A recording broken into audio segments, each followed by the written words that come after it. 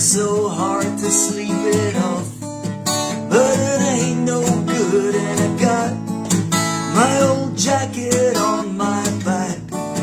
Baby, I'm killing time. I see the moon shining in the darkest black, just like a brand new dime.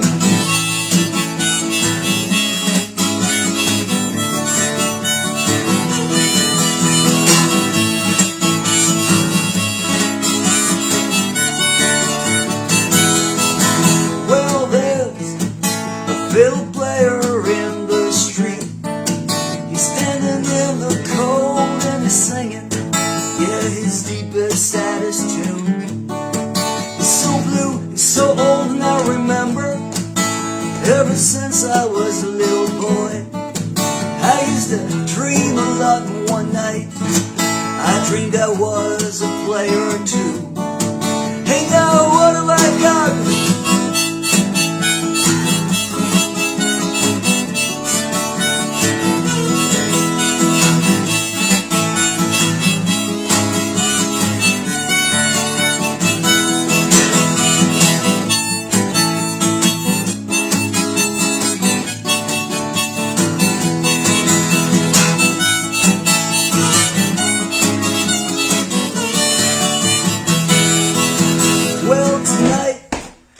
I'm driving on my own.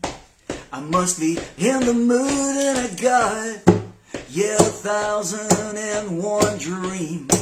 Baby in the hood, and I'm wearing, yeah, the shirt that you gave me. Baby, I think of you, now I'm feeling just a little less alone. Hey, I think I'm gonna make it through.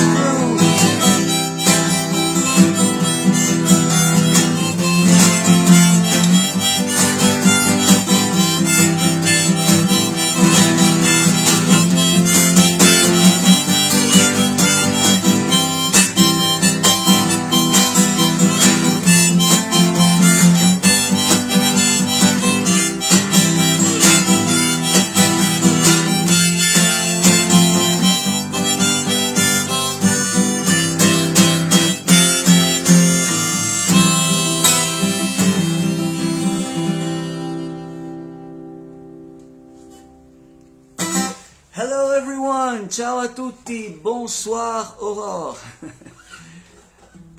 And buongiorno, Brew is here, ciao Brew. And Lisa the Greaser, and Madeline, Helene, Angelo, Alessandra. Who else is there? Canadina. Ciao, ciao a tutti. And all the others I can't see right now, but I do see somebody from California. Wait a minute. Oh, okay. No, I'm adding Brew. No, I don't want to add Brew. I see him too much already. There she is. Cindy Lee. I'm trying to add Cindy Lee Berryhill and split screen with her. Oh, there she is. I'm here. All right. Are you okay? Yeah, I'm just kind of setting up here. How are you? I'm good. How are you? Awesome. I'm awake. It's 10 a.m. I'm awake. I'm, I showered. I have my cup of tea. Okay. Yeah, it's 10 in the morning here, so it's what time, like 8 or 9 p.m. for you? It's 7 p.m. actually. Okay, not bad. It's Not bad. post drive time, as they say. Right. And it's morning for you. It's not very rock and roll, but it's okay still, right? We Yeah. can do it. Let me see if I can turn this so it's the right way, because I see I'm That's fixed. perfect. I know, I got to clip it on now. That's the trouble. I got to clip it on here. So, oops, that's a little bit, that didn't work. I'm using these because I fear that maybe it might feedback a little bit. So I'll try to use these earbuds. And it's great. It's great to have you. Great to have coffee and tea with you. Yeah, good to be here. I'm just trying to figure out how to get this.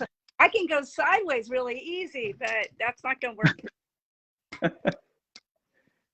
Whoop. Let's see. You know what you need? You need this. Oh, you just tape it up? You know what I'm using? A clip. I'm clipping it onto a stand. Okay. Okay. See if this might work. Might have to have part of me covered up. Let's see. I don't know if it'll stay, but if it falls down, it falls down. So. Okay. So you are in California in a town called Encinitas? Yes. Oh, okay. I got it right. I don't know what Encinitas means, but yeah. What is it like? Well, I live 2 blocks from the ocean. The surf is great. It's pretty warm. The waves are warm right now. And yeah, it's a beach town. So it's kind of low key and a little bit manana, you know. Okay. So I love it here. I've been here. I live in an apartment, and which is kind of unusual in California. Like, well, live in an apartment for 27 years. Wow. Yeah, long time. Oops, my guitar is falling down. Okay, and so and you have a son, right? Yeah, he's still asleep. He'll be asleep through all of this. You know, he probably won't wake up till 1 or 2 in the afternoon. That's great. Yeah, you have kids, right? I do. I have 2, yes. How old? My girl is 7, and I have a 12-year-old rebel. Yeah. Good luck with that. What are you gonna do? How old is your son? He's 20. Oh, wow. Yeah. So Not a teenager anymore. yeah, he's not a teenager, and he still has rebellion in him, but he's in college, so he'll start his senior year, his last year of college in the fall. Hmm. He goes to university. Okay. So Nice. that's the thing. It means that he's not living here for part of the year, and you know, he gets to almost be an adult. Okay. And when he lives there, he sleeps all the time. He sleeps, but then he's up. Yeah. Okay. Right. So let's begin with the beginning. Where did you grow up? I grew up here in California. I was born in Los Angeles, and then we lived at the beach parts of Los Angeles. And then my family moved to Central California. There's like an area where there's a lot of agriculture in the middle of the state, the Central Valley. And my family moved there.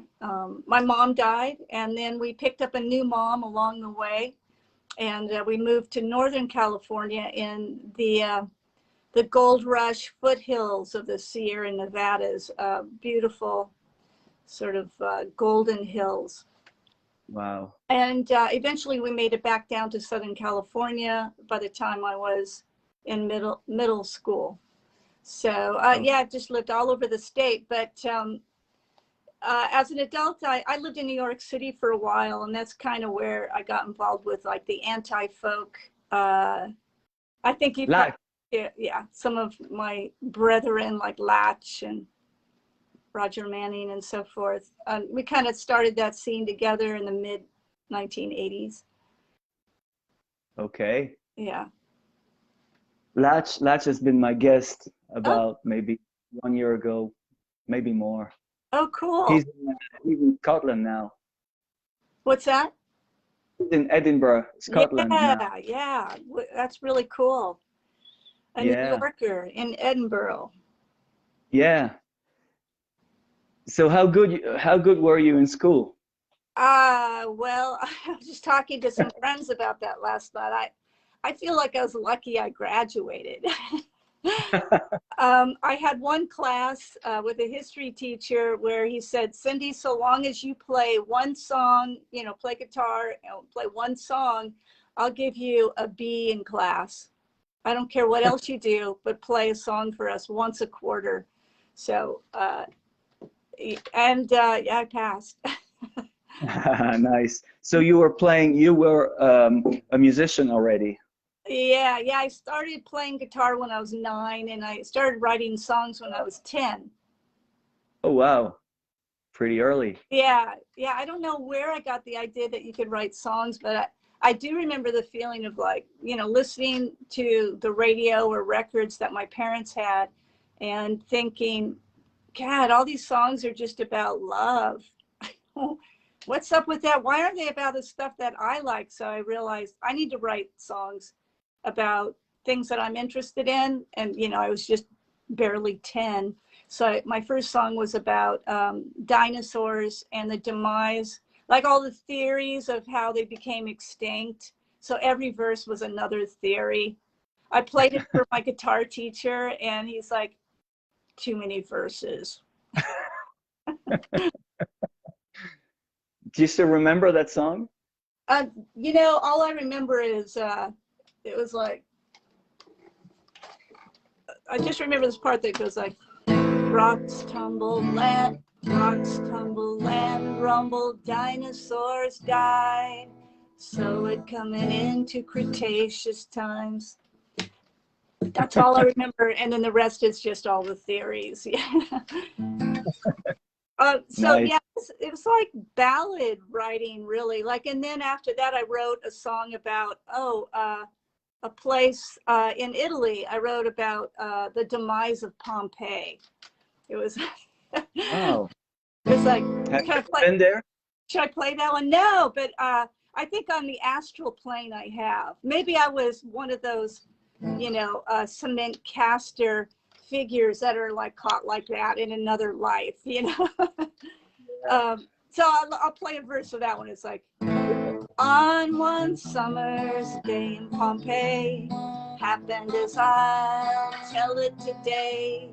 Vesuvius the mount gave way, and a strange rain came to Pompeii. On that day, oh what a day, Pompeii was its usual way. How would they know that was the last day of the town of Pompeii? And this is the chorus. Remember, I was 10 and a half when I wrote it.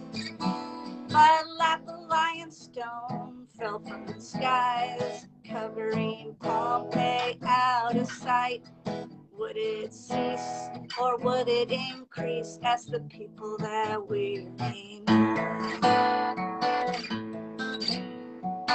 And then this verse was pretty good. It's like, in another town near Pompeii, it died but a different way. A river of mud came and flood the city of Herculaneum. Then it goes back in the chorus. History. I was totally into, And I mean, I was like one of those bookish kids. I was reading, and, you know, I was really, I made files of dinosaurs, and I was into archaeology, and then I got into astronomy and, you know, in science fiction. So Yeah, it's all Wow. about books for me, and being in my room and feeling safe in my little room. And did you know at the time that you wanted to be a songwriter? No, I wanted to write stories, and I was writing stories, and so and when I was 10 or 11, I wrote about a 60-page story, and my teacher sent it to a publisher. It didn't get published. It was kind of a mystery based on this series of books we have here in the States called the Nancy Drew or Hardy Boys Mysteries. And so, yeah, I was writing, and then I figured out, oh, if I write stories, maybe I could put a story in a song, and then that's how the songwriting happened. But it's funny because I hadn't heard like Bob Dylan or anything, and yet, I kind of got this idea like you could write these ballads or these stories. And maybe the first one that I knew about was Marty Robbins' El Paso. That song, out in the West Texas town of El Paso. And I have a funny kind of story about that. I'm 10 or 11 years old, and there's, in my tiny town, it was in the northern hills of California, it was a town called Oroville, which means gold town, and it really was part of that gold rush time. So I tried out for a talent contest in the little town of like 10,000 people. And I tried out with the Pompeii song, and I made the first cut. And I remember like a father coming up to me, someone's father, and said, "Did you actually write that yourself?" And I'm like, "Yeah." He said, "Wow." So I'm like, "Oh, I guess I'm onto something good here." And then I made the second cut, like another day you try out again. I made that second cut, and and then it was time to do the big show at the auditorium, right? And oh my God, I decided the last minute to switch songs. I didn't do Okay. Pompeii. I did El Paso. And I stumbled. I forgot part of the words. I like, anyway, I got Should have done a Pompeii. participation plaque. Nice. So, so then you went to New York Yeah, when you were starting out as a songwriter. yeah. I went to New York. I got on a Greyhound bus, which you could take all around the country, and I got a month-long pass. So I just decided to discover America, just a backpack and a guitar, and see where I wanted to go. And it was beautiful, just going everywhere, not knowing a single soul. And I did pretty good. There was only one time I didn't feel safe, and that was because the two Greyhound bus drivers thought that I must be a loose woman because I was traveling by myself, but otherwise I was fine. But then I got to New York City, and oh my God, I just fell in love with it. I mean, people are so, they just say what they think and what they mean. And in California, everything is sort of like, well, have a nice day. It was different. Okay. Okay. And is this did you do this? Did you record this record when you were there? No, that was No? later. Yeah, I'll show you what I did. Let me pull it out. Hang on. Let's see.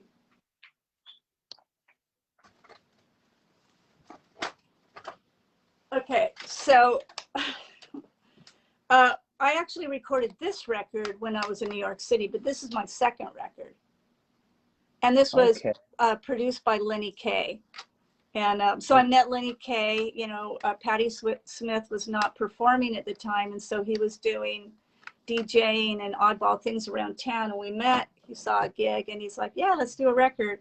But my first record was this one. And Ah, okay. Yes. right, Yes. okay, so this one, it kind of looks like New York City there. but it wasn't. It was downtown San Diego. Oh, And really? yeah, Okay. but I was mostly living in New York, but I would come back and forth. I was kind of doing the, I was a big fan of like Allen Ginsberg and Kerouac, and, you know, they would travel across the country and they had friends on both sides of the coast, and that's what I was doing. So anyway, I was mostly in New York City, but then I'd come back here, and then the record label was based in Los Angeles, and so made the record up there. Actually, we made that record in Malibu with Wow. my late bass player Rex Wilson and drummer Irene Liberator. So, and then I went and lived more full time, like in New York City. But those songs really came of age in New York, and that's kind of where I got my chops and where I got, you know, I got more confidence. And New York was really important to me. I mean, to be really honest about San Diego, it was kind of sexist here in a way. Like, I was kind of punky but folk, and like people didn't get it, so they're like, "Why do you wear combat boots?" Yeah, so I had to go to New York to kind of find my people, and then when I came back, I was in better shape. Okay. Yeah.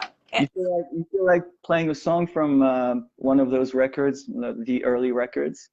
Okay. Yeah. Let's see. Is that possible?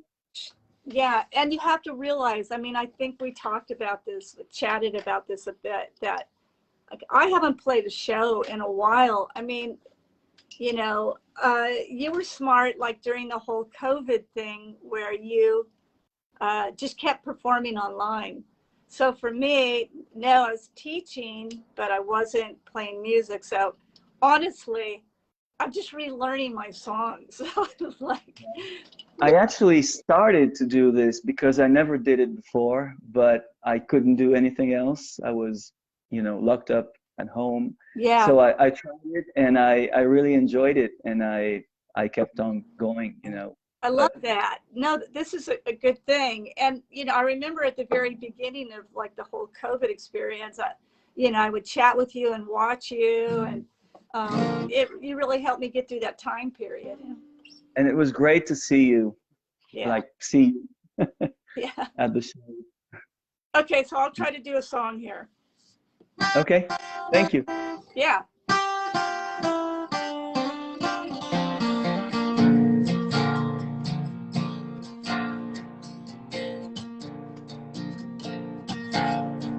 Yeah,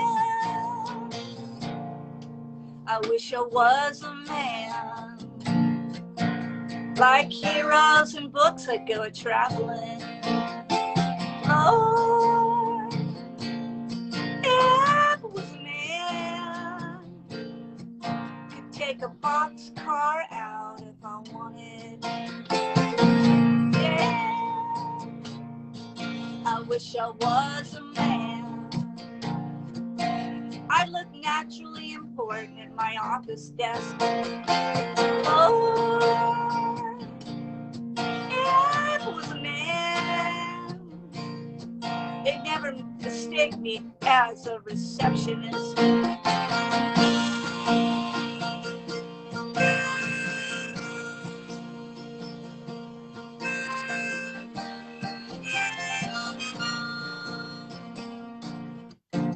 You know what? This is on backwards. It happens to me too. The keyboard is upside down, man.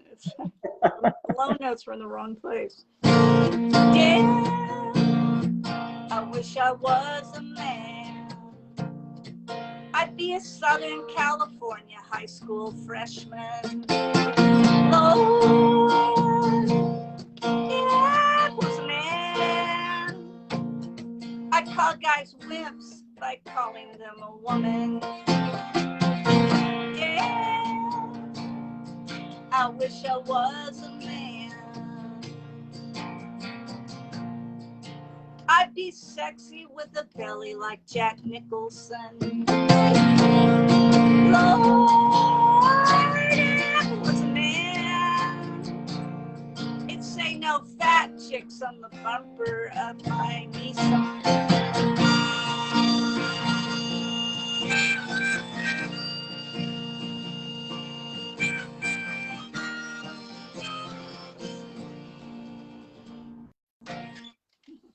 Yeah. Brava. Thanks. Yeah. So, it's hard to have hair and get these things on and off. Yeah. So that's a song that kind of started things out, and I kind of got my first record deal kind of based on that song and maybe one or two others. I had a ton of songs, but that was the one that it got played on a lot of college radio stations like that. Okay. Yeah. Nice. Yeah. Yeah. So around that time, there was a guy in LA that, like, sometimes he would ask to open our shows, and he did a song that was like a rebuttal to that one. So it would be like, shit, I wish I was a chick. And then he would say things that women could get away with that guys couldn't. Yeah. nice. Do you remember what the first studio you recorded at looked like? Yeah. And how was that experience? Getting into the studio? Yeah, recording is like my favorite thing, right? I mean, I think as a musician, it's really, you get to go into the enchanted forest. And but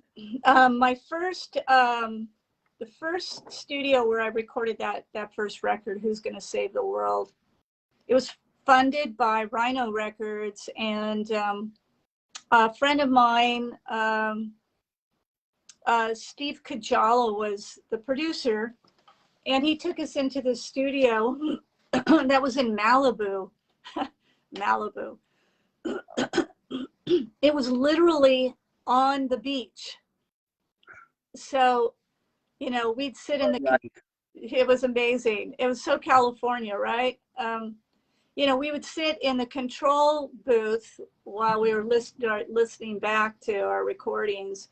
And, there was a sliding glass window, and you just slide it open and you're out on the beach. It was fantastic. And there was somebody else that was recording in that studio, like on the days that we weren't. I think her name was something like, she had a big record deal, like Tracy Childs or something like that. I don't know, but she had some big fancy record company, and she was recording there. And she came in a couple of times when we were recording, and she goes, "You've got to look out the window when you're recording, because there are literally UFOs going by all the time, literally." And I'm like, "You mean that airport flight path out there where the planes are going by every day to go to LAX?" Yeah. UFOs, man. Nice. So that was your first studio experience? Yeah, well, I had, before I went to New York City, I was actually kind of helping to co-manage, or at least be the front desk person for a little recording studio in San Diego. And so really my first experiences were in that little studio. And, they let me do some free recordings there. And that's what I gave to people when I, was first going out and about. Yeah. As demo tapes? Yeah, exactly, like demo tapes. So Damn, I Wish I Was a Man. The first version of it, which was from that demo tape, was, I like that I have all my props right here. It was on this record, which is called Radio Tokyo Tapes Volume 3. And really cool people are on this record. I mean, I really lucked out. I worked my butt off to get in this. I'll tell you the story. But like the Knitters, which is, members of X, right? So like Dave Alvin is on guitar, Exene, John Doe, etc. This cool band called the Balancing Act was on it. Sandy Bull, Henry Rollins, my friend Carmeg DeForest was on it. The Minutemen, Frank, Christy of the Divine Horsemen. I mean, this was like, yeah. And who was I? I was nobody. Here I am, Cindy Lee Berryhill. Damn, I wish I was a man. From San Diego that had barely done shows in Los Angeles. So, so how did I get on it? Well, the guy that was putting it together, I got his phone number and I called him. I said, could I send you some recordings? Maybe you'll use it on your next volume. And he said, well, I mostly do the stuff out of my own studio, but go ahead and send it to me. So I sent it to him and he goes, yeah, I like it. But I'm like waiting, you know, to hear back. I have one spot left and I think that's going to go to Victoria Williams. And I'm like, oh, well, you know, she's really cool. I've heard of her. So anyway, I kept calling him like every couple of days and stuff. And then finally, I found out where Rodney Bingenheimer, like where his studio was. Rodney Bingenheimer was the coolest DJ of underground music on K-Rock, KROQ, which was like the big radio station in Los Angeles. So I went to his studio and I knocked on the door when he was DJing and he came out. And I said, I want to give you my demo tape. He goes, oh, well, what are you doing? And I lied. I said, I'm going to be on the next record. I'm going to have a song on it. I lied. He goes, oh my God, I'll play you tonight. He played it. And then the next day I got a call from the producer of this record. He goes, I heard you on K-Rock. I'm going to go ahead and put you on the record. Literally, that's how that happened. It was, you know, a freaking lie. It's a good technique, though. Yeah. And I was brought up to not lie, but that was one of those few times where lying was, was a good thing. Nice. Yeah. Nice. Yes. I love Dave Alvin. I know you're. Yeah. Yeah. I'm a big fan, and I happy to call him, honored to call him my friend. A lot of times, like with Dave Alvin, I put him in the category of, you know, when I think about something, I'm like, what would Dave Alvin do? You know, should I post this controversial thing on Facebook? What would Dave Alvin do? He always runs a sort of middle ground, you know. It's like, yeah. And so how many? So let me ask you, what was the first time that you went into a recording studio? My first time, oh, it was for a demo tape, actually. In the early 90s, I went in with my band, and we recorded, I think it was 4 songs. And then we went back to the studio couple years later and recorded the first album that was called Greatest Hits, our debut album. That's bold. But we lied too, you know. No, but actually those were our greatest hits, I guess, because we'd been playing live a long time, and to us and to the people who came to see us, those were our hits, you know. Yeah. So yeah, and yeah, it's magical. The studio, I love the studio too. Me too. Yeah, it's you know, it's hard sometimes to recreate, you know, what I've done in the studio live because you know, it's hard to afford to pay everybody, but I love the sound of, you know, many instruments playing together and arrangements. In some ways, my favorite band of all time is this band, The Wrecking Crew, who were studio musicians in Los Angeles that played behind, you know, all these big hits, and the Beach Boys and even the Byrds in the beginning. And you know, these musicians were great, and they, so a lot of times I like to bring, you know, musicians into a situation where, you know, we can have maybe a vibraphone and a banjo playing the same part, you know, a little counterpoint or something like that. So my mind often thinks in arrangements, and I think it was because of so many years of growing up listening to Beach Boys music. And also I was taught pretty early on by older mentors how to do harmony. And I started realizing that those harmonies they could be either attributed to a voice or to another instrument. You know, it doesn't Right. have to just be vocals. Yeah. Nice. And your arrangements are very, very creative. Thanks. Very. It's So fun. That is the fun stuff. And then yeah. the record you held up, Garage Orchestra, that was my first time going into that territory. Yes. Yeah. Yeah, that was my first time getting to know you. I Is this the studio you that mentioned? the picture, is that what you're saying?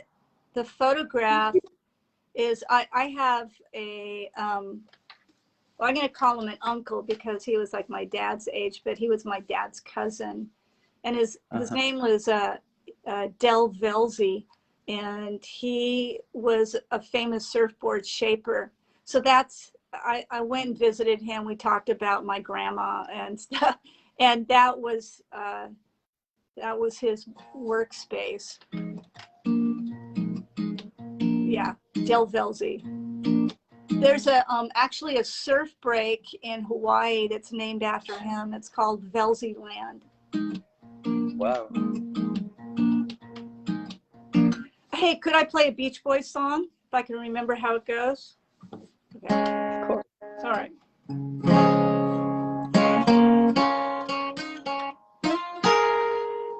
Let me see if I can forget. See if I can forget and then remember. I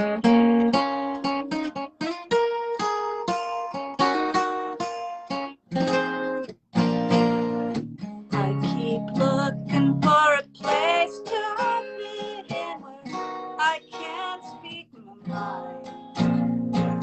I keep trying hard to find the places that I want to leave behind. Where can I turn from a fair weather friends carve out? What's it all about? Each time things start to happen again, I think I got something good going for myself, but what goes wrong? Sometimes I feel very sad. Sometimes I feel very sad. Sometimes I feel very sad.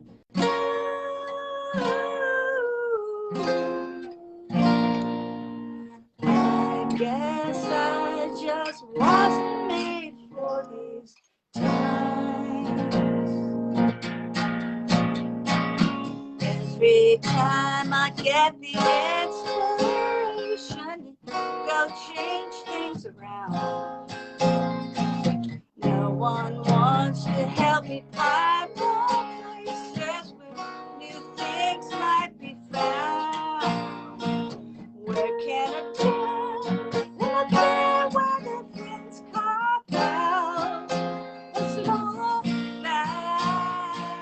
Each time things start to happen again, I think I've got something good going for myself, but what goes wrong?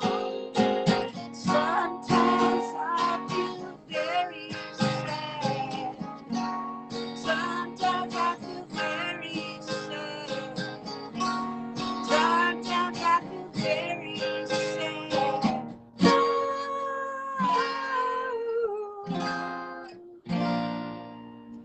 I guess I just wasn't made for these times.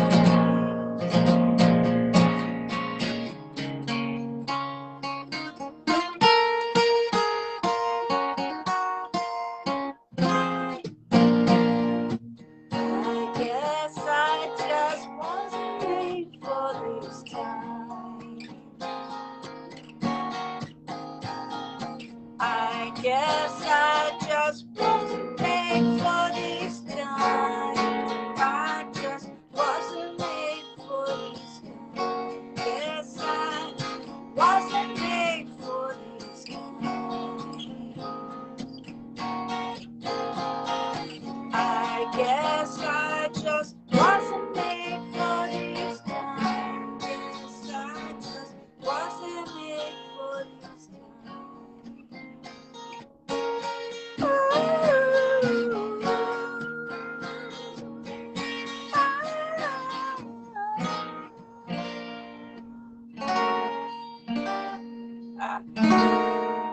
There it is.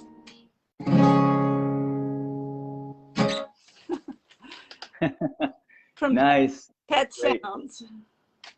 So great to hear you play and sing.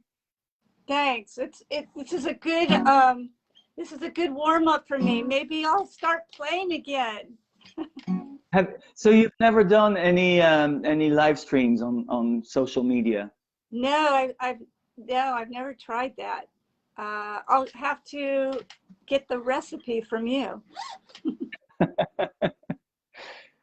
Yeah, I think you should try. It's something else, you know. It's I like it. Yeah, I don't know. It's probably me, but And are I- you playing live shows now as well? yes, I'm starting again finally. Right. Yeah. Yeah. It's been 2 rough years, but God, I know, it's crazy, isn't it? yeah. And we were struck really bad at the beginning here in Italy. I remember I was chatting with you during that. You guys were in full-on lockdown, and Yeah. that was so crazy. I think there was a time where you feared you had COVID, right? Because Yeah. you had problem. Yeah. I'm pretty sure I did. It was before, it was in the beginning of when it hit us in March of 2020. And I was quite sick, congestion, and I didn't know if I could breathe well and that kind of thing. But my best friend, Paula Luber, is a doctor. Sometimes she plays percussion and vibraphone with me, but I'd call her each day and she goes, I can tell by your talking that you're fine. So just keep staying home. But that was pretty gnarly.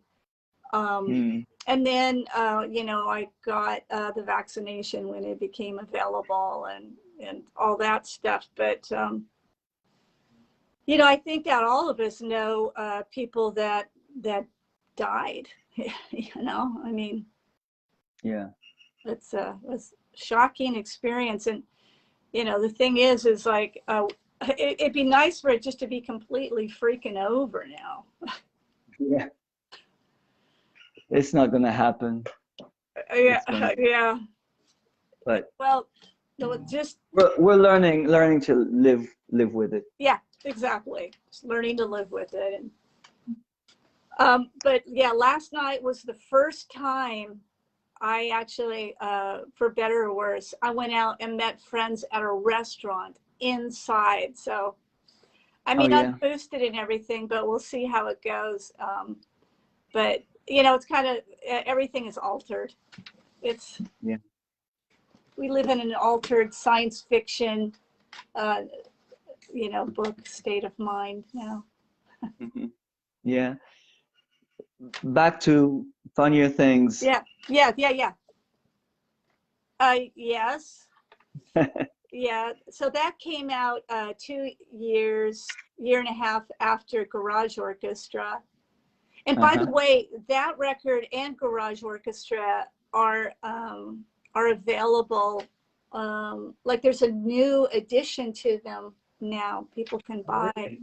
Yeah, it's out through Omnivore, and they did a beautiful job of putting the booklet together. And there's additional tracks on it, new stuff that was recorded at that time. So Nice. Somebody says here, we're living in a Philip K. Dick novel. Exactly. What is the reality? What reality are we in? So speaking of Philip K. Dick, so my late husband, his name was Paul Williams. He wrote a lot of books. And he started the first rock and roll magazine in the States back in '66, before Rolling Stone. But he wrote Crawdaddy. what? Crawdaddy. Crawdaddy. Yeah, yeah. Again, there's a copy of Crawdaddy right there. That's one of the, Oh, wow. yeah. So, Nice. but he wrote many books, and one of them was a book of conversations with Philip K. Dick, the science fiction author. And interesting conversations, of course. It's called Only Apparently Real. And that book, in some form, is actually being turned into a film. So they're going to start filming in the fall. Wow. Pretty cool. Yeah.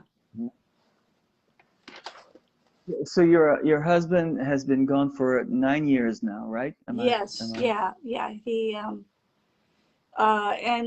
and before, so he passed away 9 years ago, but he was living in a nursing home for 4 years because sadly I just wasn't able to take care of him. I mean, there were times where he started a fire accidentally in the oven. You know, he was doing things that weren't safe, and I had a little kid. So my kid's 20 now, but at that time, you know, he was 8, 9, 10 years old. And so, you know, it made sense to put him in a nursing home. And, you know, if I'd had a boatload of money, I would have kept him home and I wouldn't have had to go to work. But the case of Raw, that's the way it was. You know, then my son was able to have, you know, a more normal life, and it didn't just revolve around caretaking his dad. So, yeah. Yeah, I don't even want to go into nursing homes. It was so difficult. I wrote a whole blog about this 9 years ago. So, But he seemed to be a very special person. he was Paul. incredible. Yeah. How did you meet him? I met him at a Bob Dylan concert. Oh, really? Yeah. Okay. All right. So it was at the Pantages in Los Angeles. Bob Dylan was playing, and a friend of mine had set me up on a blind date. And there was this surfer guy in San Diego, and he bought us tickets to go to see Bob Dylan in Los Angeles. So he drove us up there, and you know, we get our seats and everything. And then I go, hang on, I'm going to go up, and you know, you have to go look and see who's in the lobby, right? I mean, it's Los Angeles, because you know, and you know, other musicians and people you might know are going to be hanging around talking to each other before the show starts. So I went up there, and sure enough, I mean, you know, John Wesley Harding, Wes.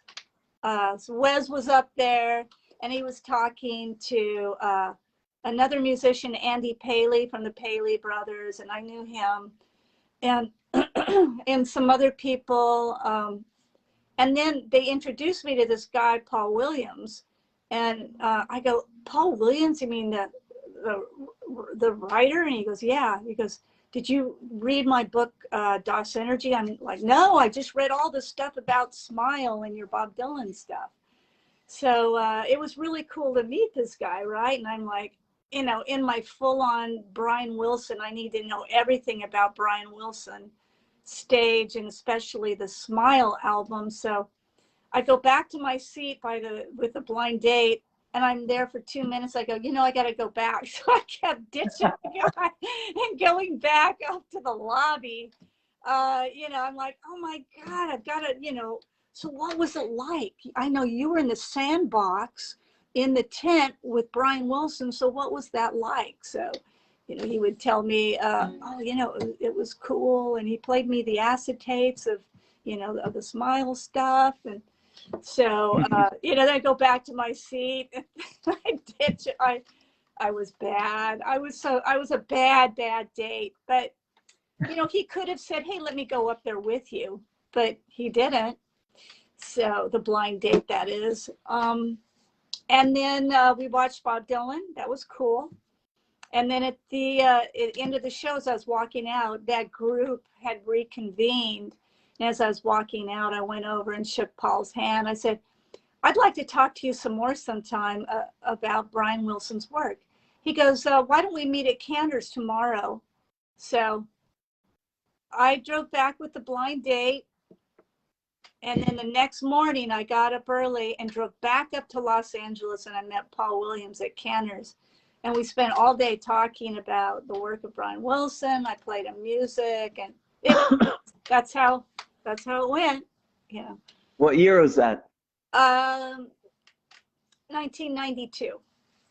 So Okay. It was before Garage Orchestra was made, and you know, he was how can I put it? You know, he was a real helper in, you know, encouraging me to do the work that I was about to do, which was all this arranging, putting musicians together and instruments together to record the Garage Orchestra album. So it was, I'm definitely one of those people. I don't know about you. I'll ask you. I am a person where, like, when I'm writing new material or need to go in the studio, it really helps me to have a person in my life that's kind of like a vision carrier, you know, like that understands your vision and is supportive and that kind of a thing. And I've had different people like that. I mean, do you find that that's the case for you, or do you have a different thing that you use? I don't know. It certainly helps, but I like to work independently most of the time, alone, like create alone. Yeah. Do you do all the instruments yourself? Oh, no. But I mean the writing process. Oh yeah, me too. Yeah. And yeah, but it sure helps to have somebody who understands you and helps you, guides you. Yeah. Yeah. Yeah. Yeah. It's not even Sorry. so much that I want somebody to tell me what to do. It's not that at all. It's somebody that says, you know what you want, now go do it. You know, I like what you're doing. Keep doing that. That's the thing that, like, is really useful for me. And on my last record, The Adventurist, I also had somebody that was like that, that was supportive of my work and, you know, kept moving me forward. Actually, one of those people was Bob Newworth, which is, I read something on your yeah, Facebook page that we just lost him. yeah. So a friend And of Bob Dylan's. yeah, he was great. And I read that you he was very supportive Yeah, during the yeah, super where is it? supportive during The Adventurist. Yes. And sometimes we had disagreements, like for instance on the song Somebody's Angel. There's a lyric, let's see if I remember how it goes. So,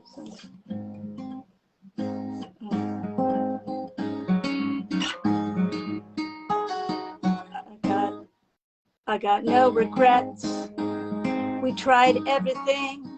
They did their best. It's no one's fault. The surgery didn't take. He's like, you got to cut that word surgery.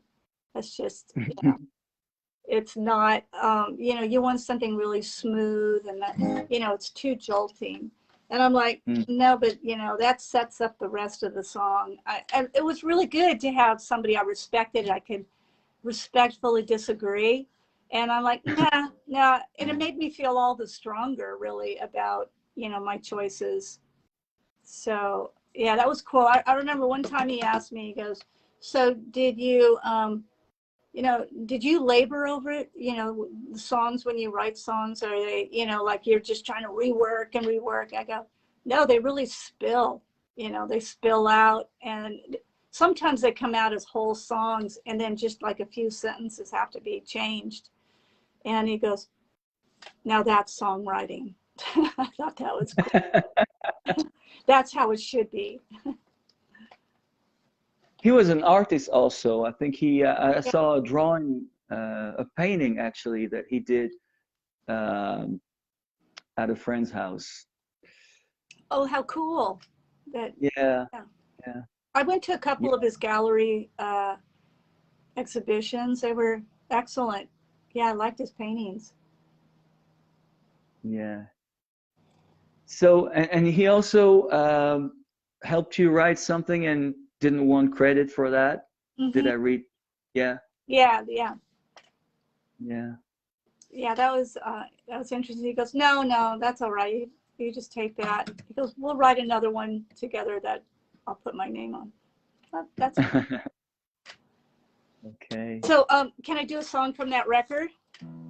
Sure. Love to.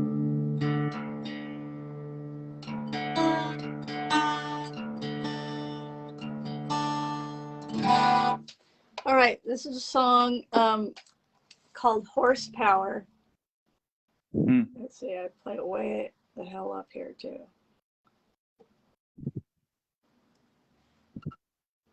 So,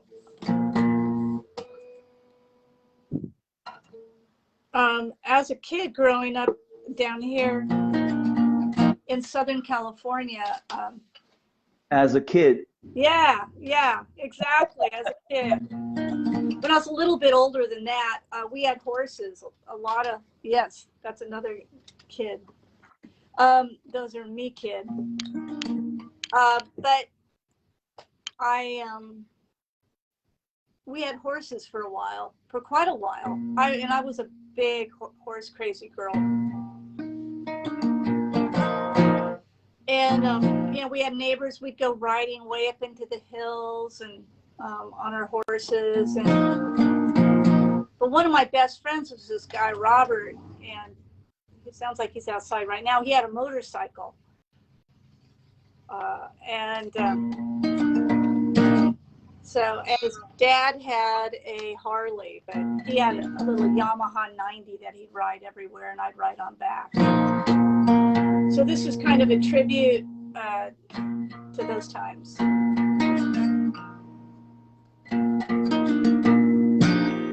Tell me if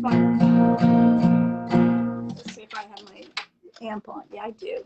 You have to let me know if the guitar is too loud.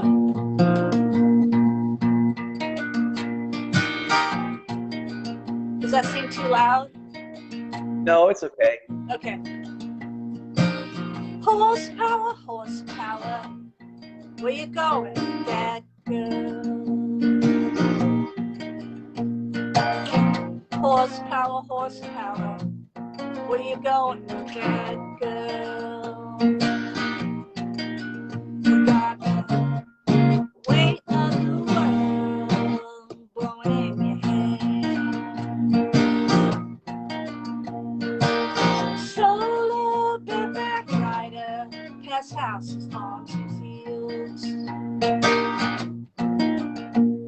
Maybe 90 miles an hour, just something the way you make me feel. Rock quarry, swimming pools, and young girls dance with the ghost of middle school. Motorcycle, master bedroom, hold me tight, girl, on the time. Is it the torque or is it the engine that makes the oil burn? Oh no, mama had me once, your daddy had you, for the left us on the earth.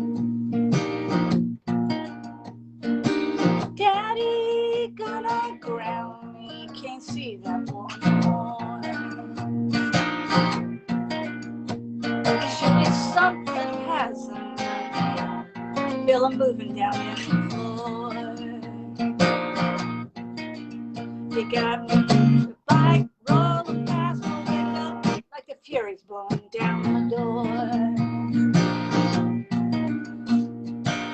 Horsepower, horsepower, where you going, that girl?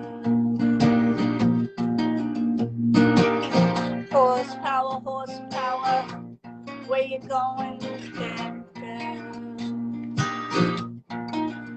You got the weight of the world blowing in your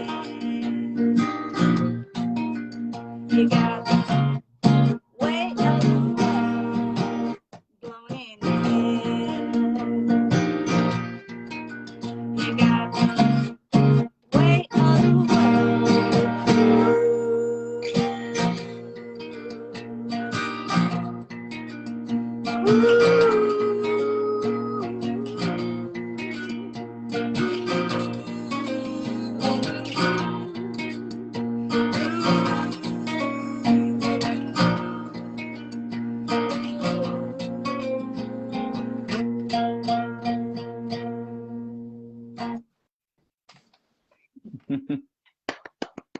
right. Yeah, nice. Horsepower.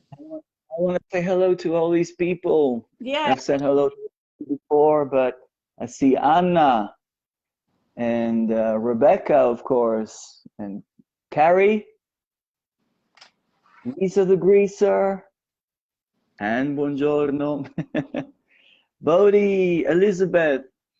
Okay, so Rebecca, who is an habitué of my live streams, would like you to talk about your Iowa City gig, your husbands meeting again after not seeing each other for a few decades. Yeah, that's right. Rebecca, right? That's Yeah. Rebecca. Yes, I remember that. It was, I was on tour for the album Garage Orchestra, and I think, I might be wrong, but I think I was doing the shows where I was opening for the Smithereens. And those were, it's always fun hanging out with the Smithereens, and doing those shows with them was great. So I took on the road with me a bass player, Chris Davies, and a percussionist who played timpani and vibraphone, and an upturned bass drum, kind of like Mo Tucker from the Velvet Underground. And yeah, so we would try to, do those songs, do the Garage Orchestra songs like that. Mm-hmm. But it was great seeing Rebecca and her husband, and, they treated us really well there, and it was nice. I just remember, Iowa being so green, rolling hills of green. Yeah. Oh, and corn. Nice. Okay, and one more thing, John Landau, Springsteen's manager. Yeah.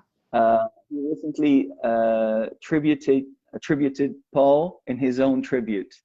Yeah, Those wasn't were that amazing?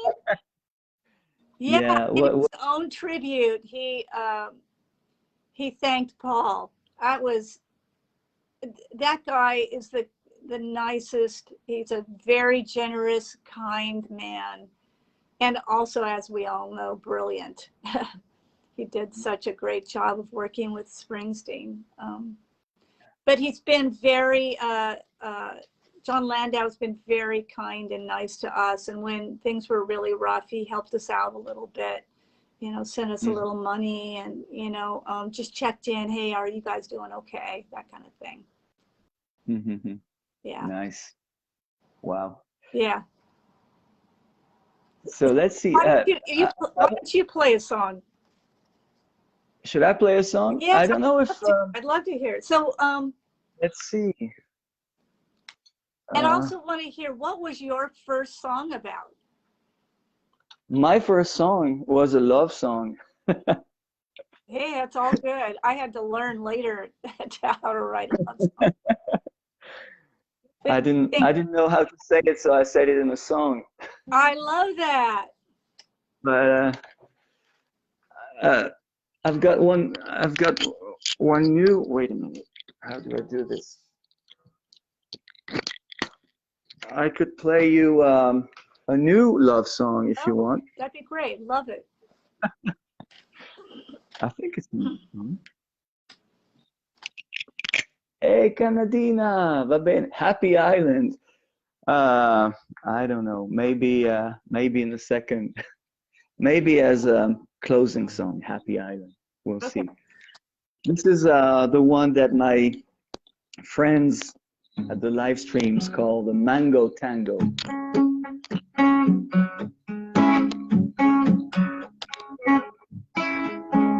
I don't know if you hear all right through this mic. I can hear it, yeah. You hear me? Okay. You like your coffee black. You like your beer and wine red. You like to fall asleep on the couch and wake up on the bed. You like your Indian incense. You like your scars and your heels. You like to try something new every day and find out how it feels. You like mango ice cream. And you like chocolate cake. Who doesn't? You like climbing mountains. You like the sea and the lake. You like buying presents. You like S's that whiz. You like to look at people in the eye and tell it like it is. Oh yeah, you like people. You like to hang out. You like living barefoot. You like to twist and shout.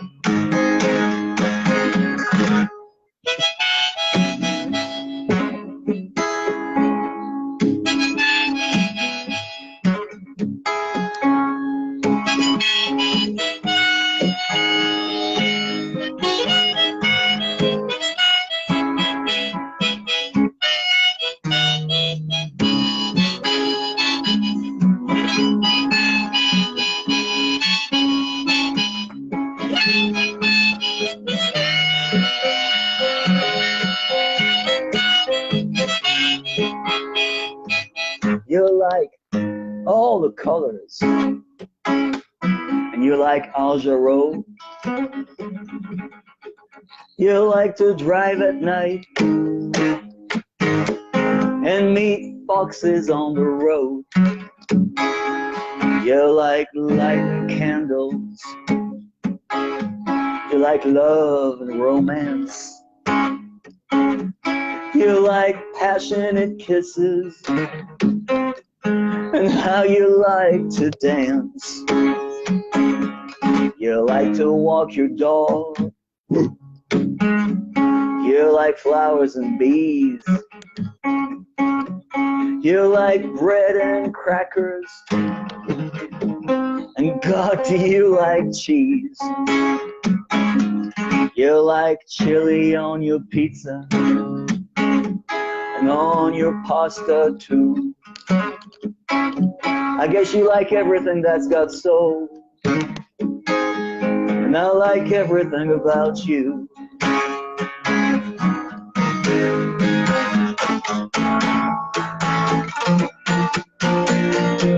I like your heart of gold. I like your energy. I like all your crazy ideas. I like your honesty. I like your voice messages. And I like your dolphin tattoo. I like the passion you put in everything that you do.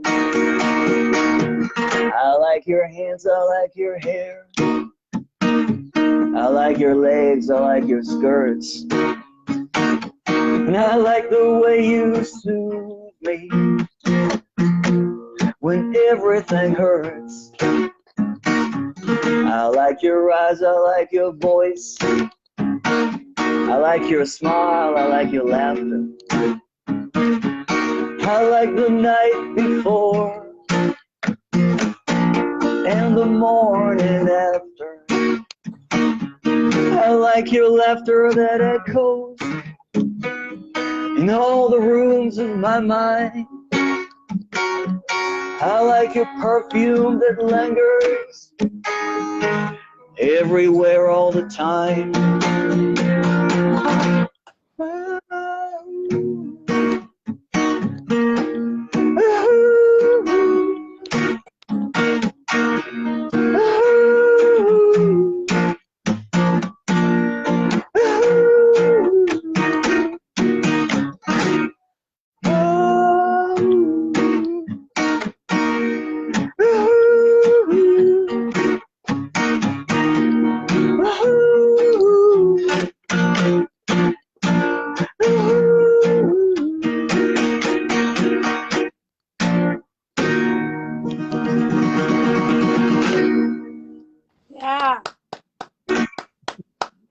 Two songs. I like it.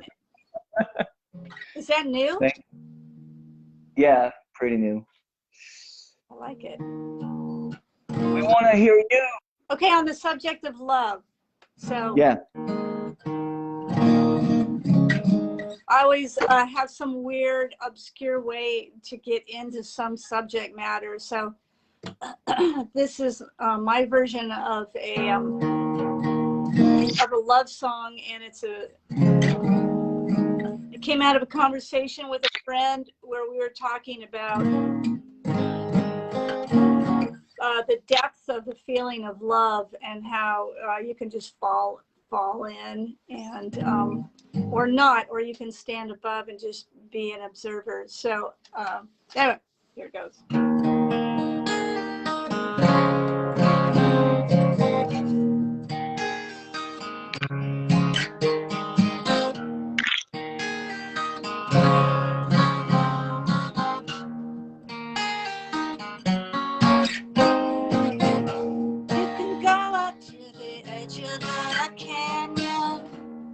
Stand out on a ledge and get that great big trust feeling and never have to jump in like water falling off a mountain. The time stream stalls. I look into your eyes and know gravity calls, gravity calls.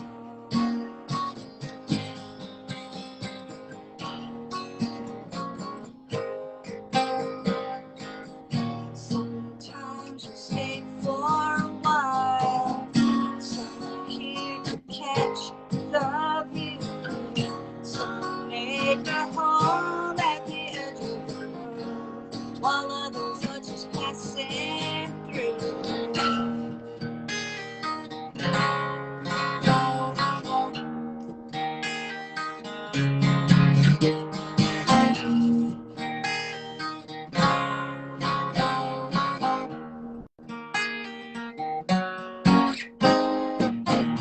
You can ride along the California cliffside, overlooking the sea, and travel from delirious heights like a bird caught in an updraft mid-flight.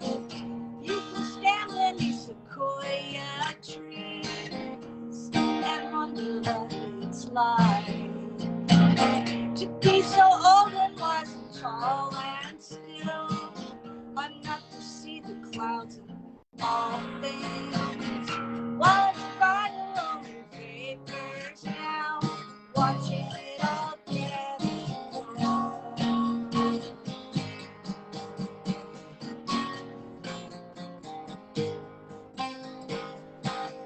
Sometimes you stay for a while, some here to catch the view, some make a home at the edge of the world, while others are just passing through.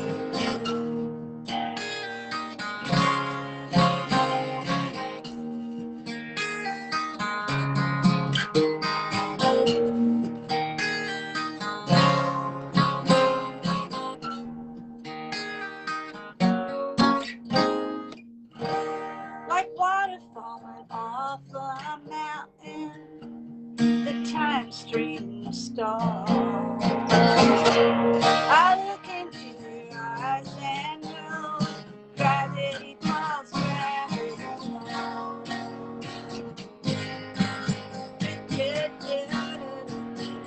Ooh, gravity calls.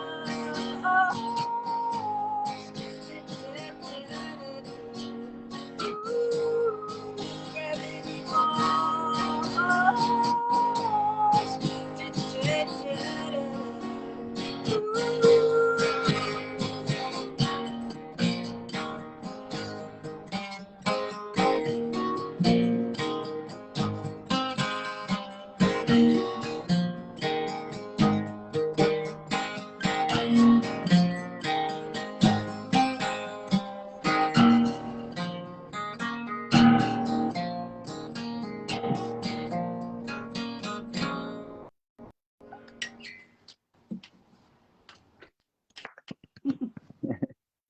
Nice.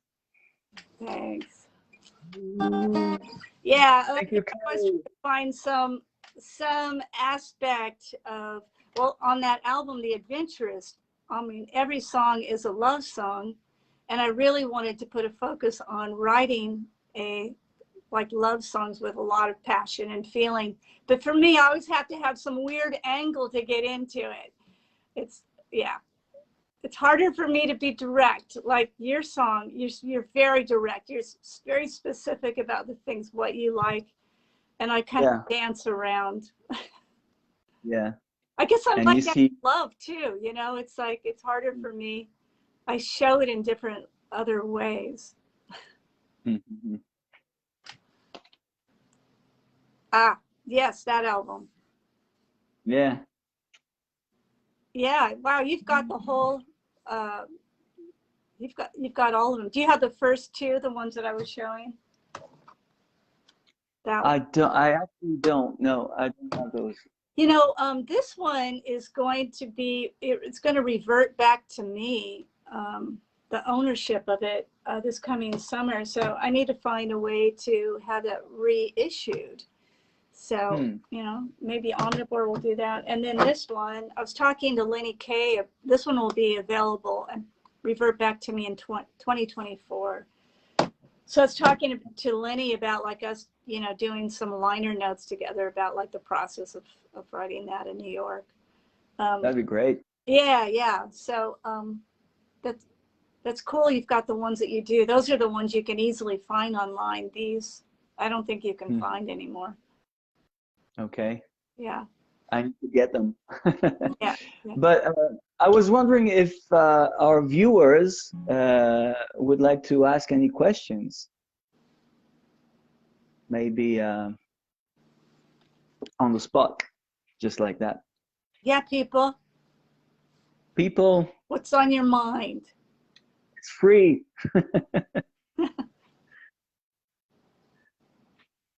Let's see.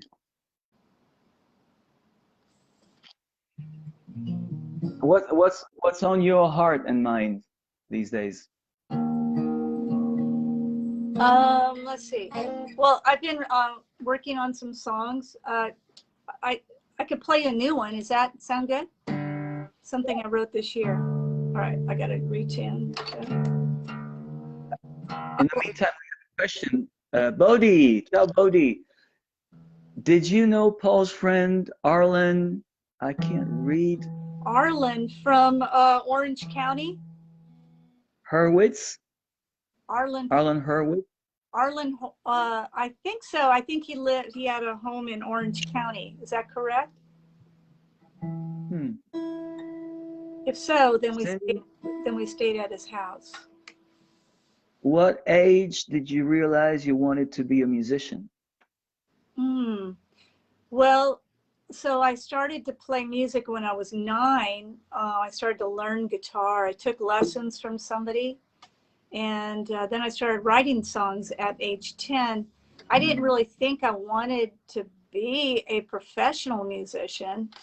I wanted to be a writer. But as years went by, I started realizing that I could put my writing in songs. So yeah, I crept up. Like, what else could I do? I'm terrible at math.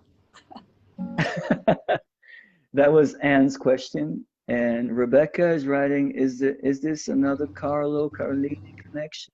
Yeah. Oh, yes, it is, right? So let's keep a secret, because we have, Cindy Lee and I have a secret. Oh yeah. But we will soon share it. Yeah, will it? But yes, it was a Carlo Carlini connection. Yes. It was. And he was supposed to play in Italy, and we were supposed to do some shows together. Carlo was trying to book a tour for me before he passed away, and I wasn't sure about him at first. Like, I actually called this friend of mine, I think one of our national treasures, Peter Case, one of the best songwriters out there. I asked Peter, I go, is this guy for real? He goes, yeah, yeah, he does tours and yeah, that he's a great guy. We had good Facebook talks. Please note, 2 cigarettes. Hey, always had a cigarette in hand. Carlo. Yeah. He goes, so Peter Case goes, the only thing about Carlo is, you know, yeah, you'll go on the road and he goes, it'll be fantastic, but it'll be really funky. Like there's almost like a belief he had that, you know, you're supposed to live your life like Woody Guthrie. So you're just like sleeping in train stations or whatever. Not really, but Yeah. there's there used to be some there used to be what I called surprises Oh, during, wow. but yeah. Yeah, I that must have been what he was referring to, the surprises. Oh my God. Somebody just said, But like, who's my favorite musician?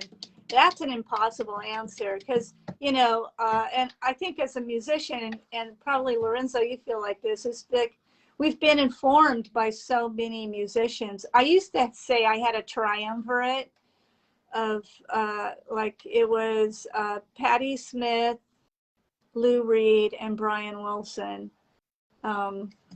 But you know, it really, in case of so many more, the Beach Boys were such a huge influence on me as a kid because my new stepmom that joined the family, she came with these amazing Beach Boys records, and that's all I listened to for years. And the Velvet Underground was really important to me. God, oh, and once I discovered Mose Allison, you know, Mose Allison was really important to me. And I can't even, it's just, he's so phenomenal. I got to see him play a couple of times too. And of course, like everybody, you know, the Beatles, and the Beatles because, well, I bought all of their records. I was a huge fan of theirs when I was in high school, and they were long gone by then. You know, they were solo people. But my parents collected, you know, books of people's music, you know, so you could play them at home, play the songs. And so there's a Beatles book like that. And because I didn't know all their songs, what I would do is learn their chords, and I would try to figure out, like, with these chords and these lyrics, how would I write that song? So I used them as a way to learn how to, like, refine my songwriting. sure. You know, and now as a teacher of music, I mean, a lot of times I'll say to a student, you know, take your favorite band and get a song that you don't know of theirs, find the chords and lyrics, and now you make it up the rest of the way. And that's what I was doing with, like, the Beatles. So Nice. yeah. Good idea. Dina is asking if you have any Dan Byrne connection. I haven't met him in person. I love his music. I remember hearing, I think he has a song, a Hitler song. I can't remember, but it's like brilliant. I remember waiting for my dental appointment to begin, sitting in my car, and I heard that Dan Byrne song, and I'm like, who the fuck is that? That's amazing. Oh my God. So that's the only connection I have. I dig his stuff. What was the crush question? What was that? Did somebody ask Crush? about a crush? Let me see. God Said No. That's the song. Yeah, exactly. God Said No.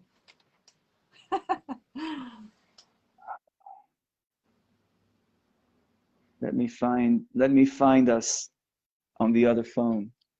Okay, I'm looking. Cindy, when you were a kid, who was your first crush? That's what they're asking. Okay. Okay,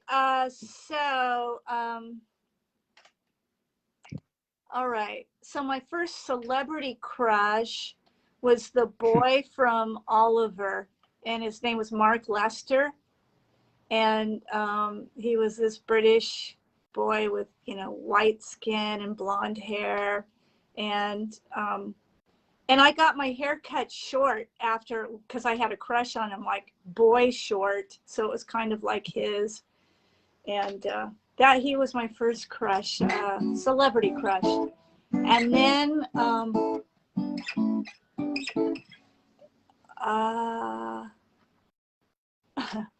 and then a second crush, like a couple of years later, we were into watching reruns. I mean, this is so weird. So like really old TV shows, like there was this one, The Fugitive. And The Fugitive was this actor named David Jansen. And I had a crush on him, like some mystery guy that, was running from the law. Yeah.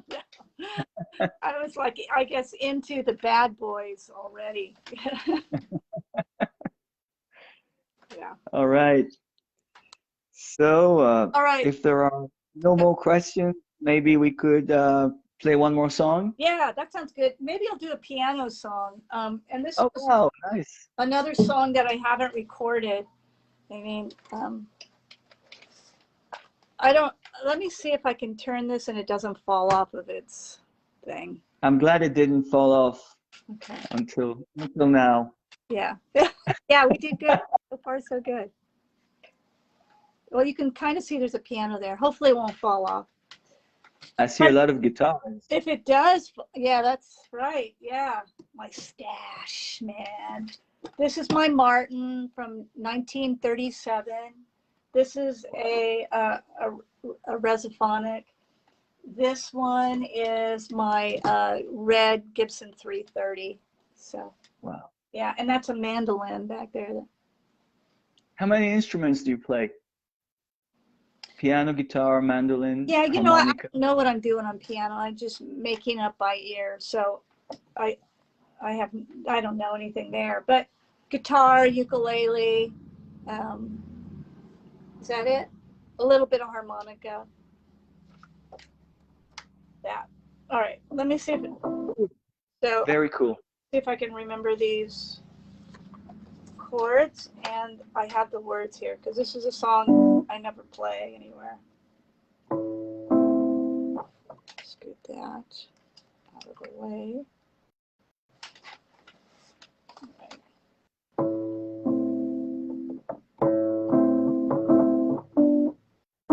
How's that going?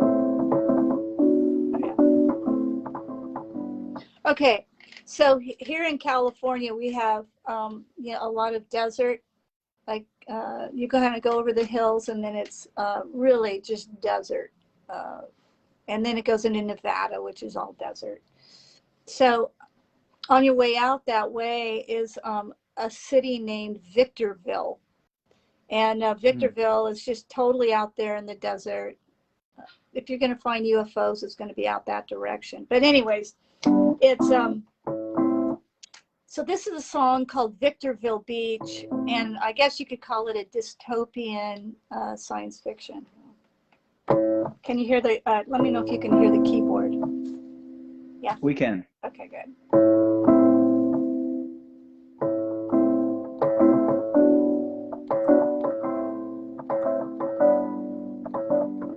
My mother's restrictions won't hold me back now. Gonna leave here just like we planned. Nothing can turn me back from our vow. The child's lost to the wedding band. I know all beautiful things got their season. The cactus flowers are blooming, and the afternoon color makes a glitter. The expanse of water of gold.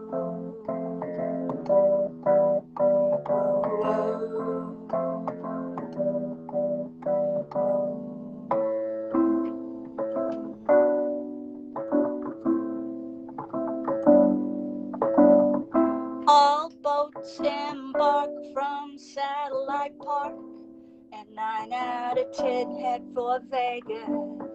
I lost touch with my high school best friends since they've all left the West. You and me are gonna take the first boat that gets us out the shiny blue desert. It's always been the same here at Victorville Beach, but our folks remember it differently.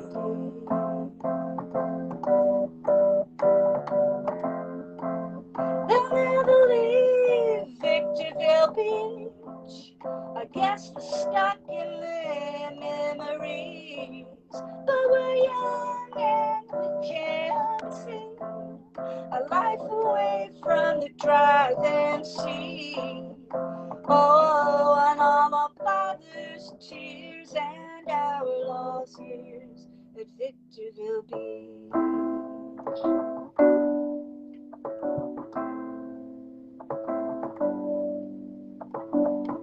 Years ago, we took a boat west and visited the city, Mount Sony City, decked over the ridge, saw the Pacific. My brother and me played in the old ruins, swimming in and out, around and through them, wondering who'd lived in them. Mom says I'm the third generation to leave home, such a young love, but she doesn't understand our present situation. It's always what was once she's thinking of.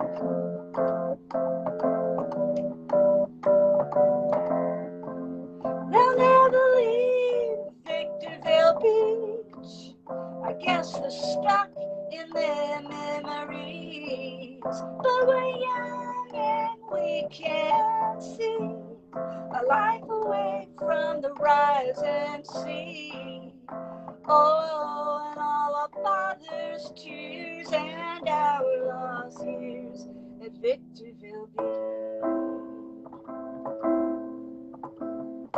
Some changes are big, some changes are small. You gotta be it at the mall. There's almost no land left around here at all, even for the few that are left. I know all beautiful things have got their season. Cactus flowers are blooming, and the afternoon color makes a glitter, expanse of water.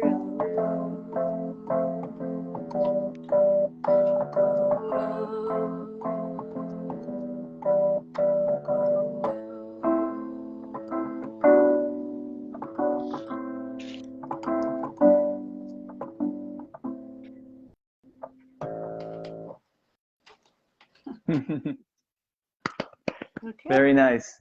Are you recording new material? I need to. I was. Neat. I need to. I did record. I put out a new single like a year and a half ago, as a digital only single, two songs. But I have a lot of material that I haven't recorded. That's a song right there I need to do. I have this other one about Texas here. So yeah, there's a bunch of songs I need to record. I kind of went through the year where my voice was acting up, I'm like, I was really having trouble with my voice. So it's starting to warm up again now. I think because I'm playing more regularly, singing more regularly at home, like I'm trying to learn my songs and the songs I know again. Yeah. So, yeah. And then I want to go in the studio again. Yes. Yes. And Yeah. have fun in the studio, like we said before. Yes, I love. I really like to make a record that's more pared down, though. The next one. With, just a few musicians per song, kind of thing. Nice. Well, it was somebody's asking me. Great. Oh, go ahead. Yeah, sorry. I was just reading something that whizzed by as we were talking. Somebody says, "Do I still have a room for rent?" No, I found a renter. She's moving in a couple of weeks, and she's from Boston, and she plays viola. Yay! Wow, Yeah. it's a duo. Could be. Next time we join, maybe I'll have her, I join you. I could have her sit in. Mosquitoes. Wait. Wow, you have mosquitoes.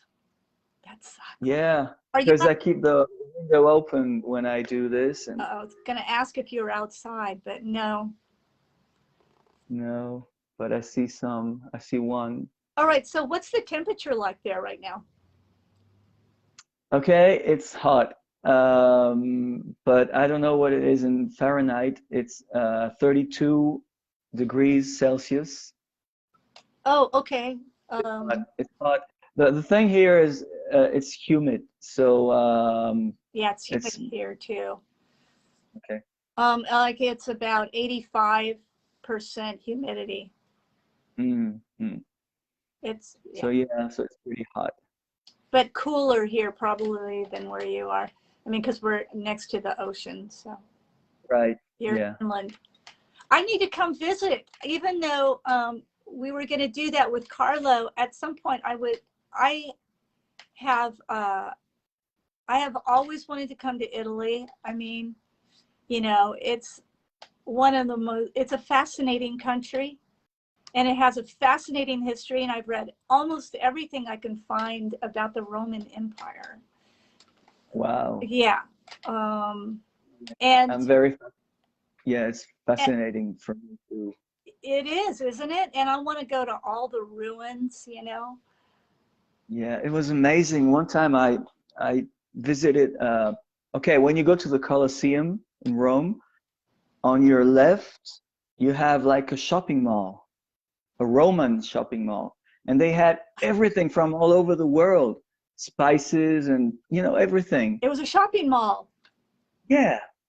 And I visited a villa in Tunisia, a Roman villa, Oh, and they had central heating, uh, covered swimming pools, what? uh, Wow. everything.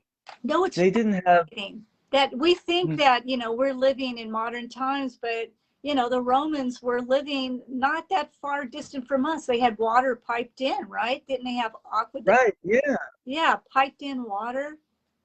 yeah. And the harbor in Tunis, just outside Tunis, used to be where they sent ships with spices and olive oil and everything from there in peaceful times. And when there was war, they would send the soldiers. So it was either commerce or army, Right. Yeah. for anything. Yeah, it was amazing. No, it's really amazing. I'm always fascinated by civilizations and you know, and empires. I mean, granted, you know, we're so for better or worse, you know, we're living in a time of sort of the U.S. and Western world empire. You know, um, Hmm. it, it's an interesting thing. I often think of it as like, you know. Even though I'm a person that, you know, I'm far from wealthy. Let's just say that I live in the poverty strata. But you know, by living where I do, which is inside of the castle walls of the empire, Hmm. you know, I reap the benefits, meaning I get to be this funky ass musician that teaches and lives off the fat of the land. So, Hmm. you know, that's just because of luck, dumb luck. Okay. Yeah. So, Bye, Carrie. Bye bye. Thank you for being with us. yeah. Alan. Hi, Alan. Well, I want to thank you, Cindy Lee, for taking the time to do this. Yeah, it You've was been, a lot of fun. I'd love to do it again. yeah, let's do it again. And I hope you come to Italy soon. We have to get together. You have a place to stay, and Thank you. we can get together and Do some uh, shows. yes, real shows. Yeah, real show. Yeah. It sounds great. Yeah. Thanks, Lorenzo, for having me on your show. Thank you so much. It was great. And I really enjoyed your stories and music. And Thanks. let's keep in touch. Yeah, let's do it. I'll look forward to your next Facebook casts. Okay. And I will play you a new love song from a different point of view. Excellent. You'll understand. Yeah. You'll understand. Because we were talking about that. Yes, different points of view on love. Yes. This is one that I'm experimenting right now.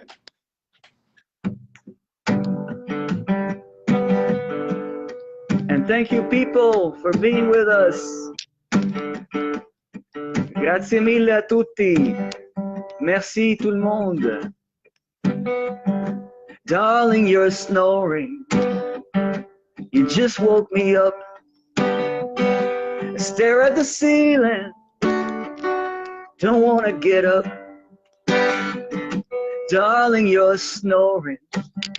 But I'm a person of poise. So I won't swat that fly. Don't want to make any noise. Darling, you're snoring. Dinner is great. Then we watch TV till very late. Darling, you're snoring. It's Valentine's Day. I hope this is not all that you have to say. Darling, you're snoring. I'm looking at you. I wish I was a smoker, then I'd have something to do.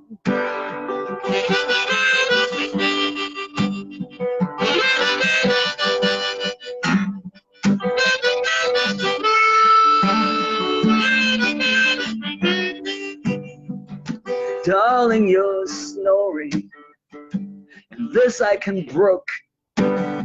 So I sat up in the bed. Now I'm reading a book. Darling, you're snoring. I'm getting up to pee. The bathroom mirror is laughing at me. Darling, you're snoring. It's Valentine's Day. Hope this is not all that you have to say. Darling, you're snoring. Can't stay in bed. I'm making coffee, a megaphone in my head.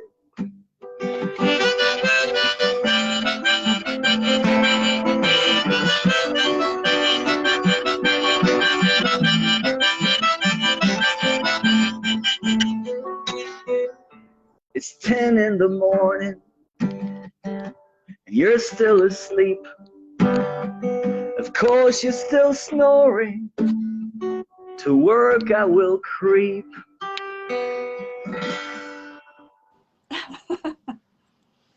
It's love. I love it. That is true love, actually. Yeah. That's true love. Yeah. Okay, Cindy Lee, grazie Thank you. mille. Thank Talk you, to you soon. Lorenzo. And thank you, Bye-bye. everybody. It was a pleasure. Ciao a tutti. Bye bye. Let me do this.